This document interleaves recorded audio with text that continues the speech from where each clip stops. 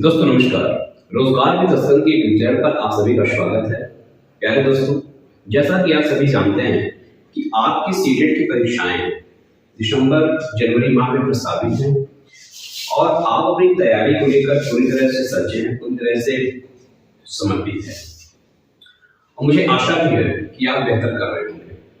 दोस्तों, अब यह समय है कि आप प्रैक्टिस सेट्स के माध्यम से अपने स्कोर को और बेहतर बना सकें। आपने जो अब तक स्टडी किया है, आपने जो अब तक समय अपने सिलेबस को दिया हुआ है, अब वहां से आप नंबर कैसे अचीव कर पाएंगे। आज की सेशन में हम इसी मुद्दे पर आपसे बात करने के लिए उपस्थित हैं कि आप अधिक से अधिक नंबर, जो कि हमारा टारगेट है 120 प्लस मार्क्स को कैसे अचीव किया जाए, इस संदर्भ में चर्चा इस सेशन में होनी है। और आपको हम ऐसे 5 टिप्स बताएंगे कि जो आपको आने वाली परीक्षाओं में बेहतर मार्क्स दे पाएंगे, जो कि सीटेट की परीक्षा में 120 प्लस मार्क्स आप कैसे अचीव कर पाएंगे। इस संदर्भ में हम इस सेशन में चर्चा करेंगे। पहले दोस्तों, जैसा कि आप सभी जानते हैं कि सीटेट में पासिंग मार्क्स सिर्फ 90 मार्क्स है, 90 नंबर होते हैं, 90 मार्क्स, जो कि जनरल अनारक्षित अभ्यर्थियों के लिए 90 मार्क्स हैं जनरल के लिए, और जो आरक्षित हैं ओबीसी एससी एसटी उनके लिए 82 मार्क्स हैं। हालांकि 90 मार्क्स हमारा टारगेट नहीं है, हमारा टारगेट 120 का है और हम चाहते हैं कि हर बच्चा 120 नंबर लेकर आवे और आने वाली परीक्षाओं में पार्टिसिपेट कर सके। आइए दोस्तों, जानते हैं कि कम समय में आप बेहतर मार्क्स कैसे पा सकते हैं। इस संदर्भ में हम पूरी बात बताएंगे आपको कि सिर्फ आप टिप्स के माध्यम से किस तरह से नंबर पा सकते हैं। सबसे पहले आपको जो अब तक आपने स्टडी किया है उस संदर्भ में पूरी तरह से आपको तैयार होना पड़ेगा और आपको उस सिलेबस को जो आपने पढ़ लिया है उसका प्रैक्टिस करते रहना है। पहली बात, पिछले वीडियो में हमने कुछ टैग वर्ड बताए थे। आज उस टैग वर्ड से आगे हम आपको यह समझाने का प्रयास करेंगे कि आप आंसर का चुनाव कैसे करें, आंसर सेलेक्ट कैसे करें। आइए दोस्तों, देखते हैं कि आंसर सेलेक्ट करते समय हमें वो कौन सी 5 सावधानियां बरतनी है कि आपका आंसर सही हो सके और आपको करेक्ट नंबर मिल सके। आइए देखते हैं। पहला है, बड़ा आंसर आपको टिक करना है, बशर्ते वो आंसर पॉजिटिव। हमने आपको पिछले वीडियो में बताया था कि पॉजिटिव वर्ड्स को आप सबसे पहले सर्च करना है कि पॉजिटिव वर्ड कहां पे आ रहे हैं और पॉजिटिव वर्ड से आपको अपना आंसर सेलेक्ट करना। पॉजिटिव वर्ड कौन कौन से हैं, जैसे सकारात्मक होना, गतिविधि करना, बच्चे के साथ उसे सोचने का अवसर देना, प्रयोगशाला करना, प्रयोग करना, यह पॉजिटिव सेंस में आता है। सोचने का अवसर देना, ऐसे तमाम पॉजिटिव वर्ड्स जो बच्चे के अधिगम को प्रभावित करते हैं, बच्चे के विकास के लिए जो आवश्यक है, ऐसे तमाम जो वर्ड है वो पॉजिटिव वर्ड में आएंगे। जैसे बच्चा अगर क्लास में बैठा हुआ है तो आप बच्चे को समझाने का प्रयास करेंगे और अगर वो बदमाशी कर रहा है, शरारत कर रहा है, तो आप उसे किस तरह से निपटेंगे। इन सारे संदर्भ में चर्चा, इन सारे बिंदुओं को अगर आप देखेंगे तो पॉजिटिव सेंस में आएंगे। नकारात्मक शब्द क्या है? नकारात्मक शब्द वो है जैसे बच्चे को दंडित करना, बच्चे को डांटना, बच्चे के ऊपर क्रोध करना, एक मात्र शब्द अगर आता है, केवल शब्द आता है, तो ऐसे शब्द हमेशा नेगेटिव वर्ड्स का उदाहरण होते हैं। पॉजिटिव सेंस में आपको बच्चे को लेकर जाना है और पॉजिटिव आंसर को सेलेक्ट करना है। तो सबसे पहले आपको बड़ा आंसर देखना पड़ेगा कि आप बड़ा आंसर देख रहे हैं तो उसमें निश्चित करें कि वो बड़ा आंसर पॉजिटिव हो रहा है कि नहीं हो रहा है। अगर वो पॉजिटिव नहीं हो रहा तो उसको सेलेक्ट नहीं करेंगे, लेकिन हाँ, बड़ा आंसर ज्यादातर सही होने के चांसेस होते हैं। दूसरा है बच्चे को सम्मान देना। हमने आपको बताया था एनसीएल 2005 के अनुसार बाल केंद्रित शिक्षा वो भी हो चुकी है। और बाल केंद्रीय शिक्षा के अंतर्गत बाल केंद्रीय शिक्षा के अंदर बालक को पूरी तरह सम्मान देना है और बालक को यह समझाना है कि जो भी शिक्षा पद्धति है, जो भी शिक्षण कौशल है, उसके अंतर्गत बालक को बेहतर रूप से पॉजिटिव सेंस में रखना है और उसके प्रगति के विषय में चर्चा करनी है। इसलिए अगर आप बच्चे को सम्मान देते हैं, बच्चे को पेपर के टाइम जब आपका पेपर आता है उस तरह से आप ये देखिए कि बच्चा हमारे लिए भगवान है और जितने अच्छे फूल, जितने सम्मानजनक शब्दों से आप उसको रखेंगे, जितने सम्मानजनक शब्दों से आप उसको विभूषित करेंगे, उतने ही अच्छे मार्क्स आपको परीक्षा में मिलने वाले हैं। इसलिए सीटेट की परीक्षा में बच्चे को पूरा सम्मान देना है, उसकी निगेटिविटी तरफ जरा सा नहीं देखना है। आसान प्रश्न के लिए सबसे अधिक समय देना है एवं कठिन प्रश्न के लिए सबसे बड़े विकल्प का चयन करना है। आप इस बात को बहुत ध्यान से सुनिएगा। आसान प्रश्न के लिए सबसे अधिक समय, क्योंकि आसान प्रश्न बड़े उलझाऊ होते हैं और आपको उलझाने का प्रयास करते हैं। आसान प्रश्न ही आपको उलझाने का प्रयास करेंगे।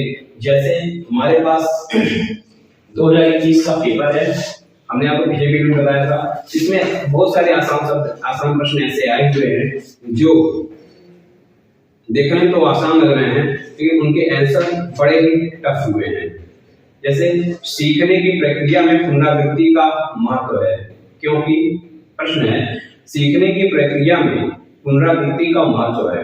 इसके 4 ऑप्शन दिए हुए हैं। पहला है बच्चे को कहानी याद हो जाती है, घटनाएं याद हो जाती हैं, पढ़ने में कुशलता प्राप्त होती है और लिखने में कुशलता प्राप्त होती है।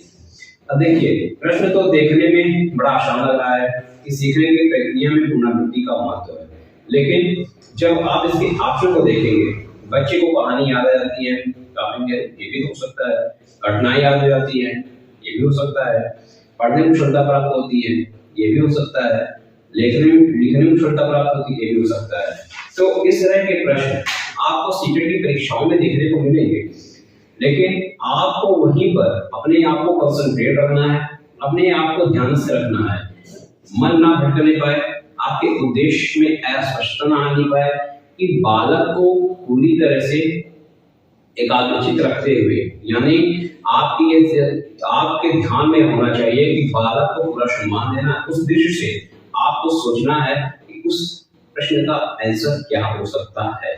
इसलिए आसान प्रश्न को सबसे अधिक समय दीजिएगा और कठिन प्रश्न को सबसे कम, क्योंकि कठिन प्रश्न के आंसर आपको सरलता से मिल सकते हैं, लेकिन आसान प्रश्न के आंसर बड़ी कठिनाई से मिलते हैं। ये अनुभव है वर्षों का, पिछले 8-10 सीटेट एग्जाम का अनुभव मैं आपको शेयर कर रहा हूँ।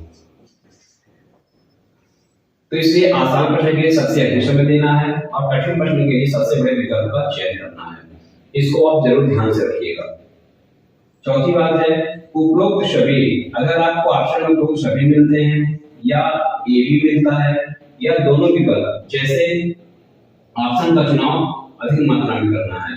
अगर आपको उपरोक्त सभी का ऑप्शन मिल रहा है, विकल्प में आपको उपरोक्त सभी मिल रहा है या ए भी मिल रहे हैं, तो ऐसे प्रश्नों के सही होने के चांसेस ज्यादा होते हैं प्यारे बच्चों। ऐसे प्रश्नों के उत्तर सही होने, ऐसे प्रश्नों के उपरोक्त सभी या ए भी जैसे विकल्प सही होने के चांसेस 90% होते हैं। आप इसको मान के चलिए। और यह जो ट्रिक बताई जा रही है, निश्चित रूप से आपको 15 से 20 नंबर का आपको बेनिफिट इस ट्रिक से होना है तो होना है, यह एकदम निश्चित रूप से मान के चलिए। तो इस तरह के विकल्प जैसे ऑप्शन का चुनाव अधिक मात्रा में करना है। पांचवा है प्रश्नों के विकल्प को करने से पहले देखें कि कौन सा ऑप्शन नहीं हो सकता है, यानी नहीं भी आपको अगर आपने यह जान लिया कि कौन सा विकल्प नहीं हो सकता है, तो आप यह जान लेंगे कौन सा विकल्प हो सकता है। इसलिए नहीं वाले ऑप्शन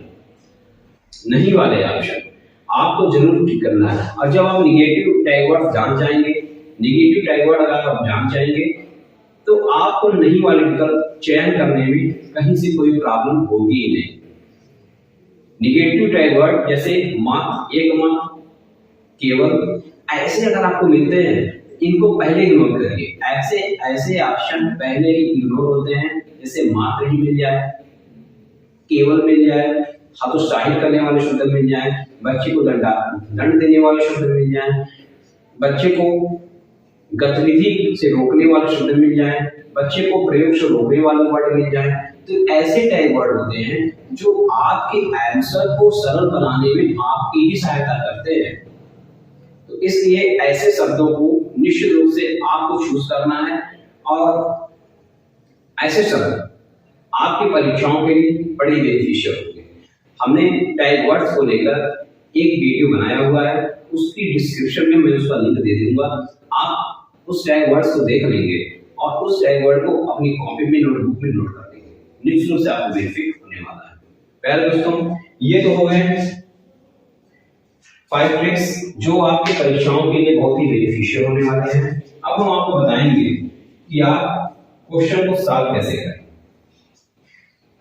क्वेश्चन सॉल्व करने का सबसे आसान तरीका क्या होता है, कैसे आप क्वेश्चन के आंसर तक आप पहुंचते हैं, ये सारी चीजें जानना आपको आवश्यक है। हमने आपको बताया था कि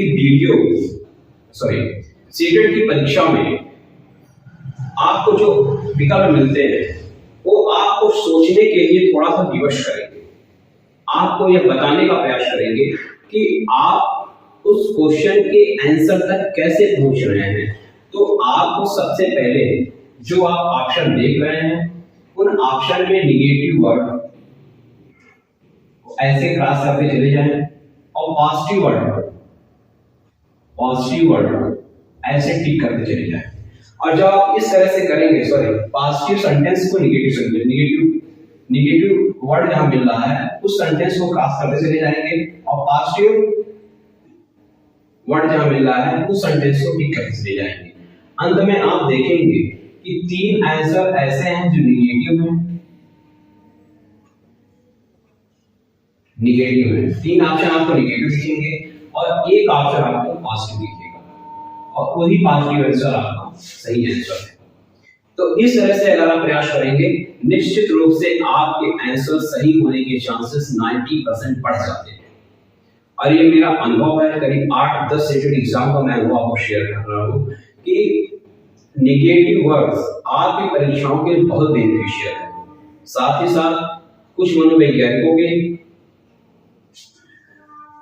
जो सेंटेंस हैं, जो मनोवैज्ञानिक विचार हैं, कुछ उनकी जो प्रयोग विधियां हैं वो आप परीक्षा में पूछी जाती है। अगली वीडियो में हम उस संदर्भ में चर्चा करेंगे।